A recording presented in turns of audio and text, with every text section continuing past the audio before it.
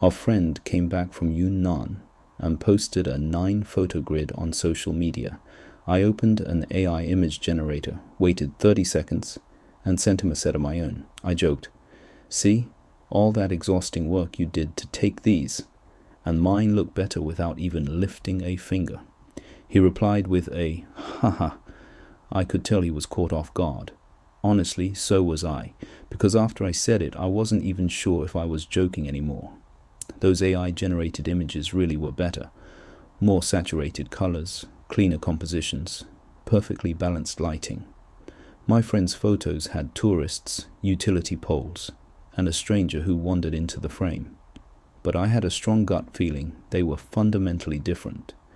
If you pressed me to explain why, I couldn't quite put it into words. Different experience. The process matters. The result isn't everything. Those are all things I could say, but they'd feel like reciting a tagline. Even I wouldn't buy it. I thought back to a trip, Xinjiang, over 5,000 meters above sea level. I was flying my drone to capture the landscape when it crashed, landing on a patch of terrible terrain on the mountain.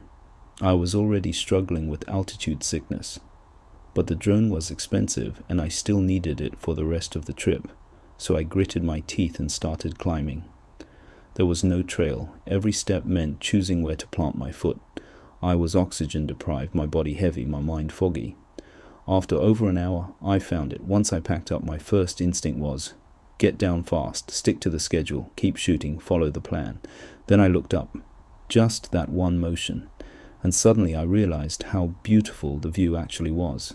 That realization wasn't because the scenery had changed. It was because I hadn't been looking before. What had I been looking at the whole time?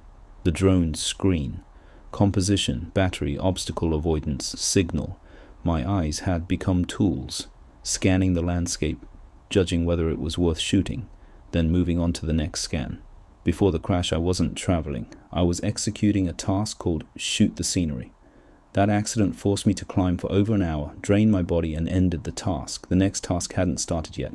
In that gap, I looked up. My senses came back online, not because the view was more beautiful, but because I had no task at that moment. My eyes became my own again. I sat there for half an hour, told my friend, I need to rest a bit. That was the first moment of the entire trip when I was truly present. So what does AI really lose at? I thought about it for a long time, and finally realized I'd been asking the wrong question. AI doesn't lose on photo quality. It doesn't lose on authenticity. It doesn't even lose on the process.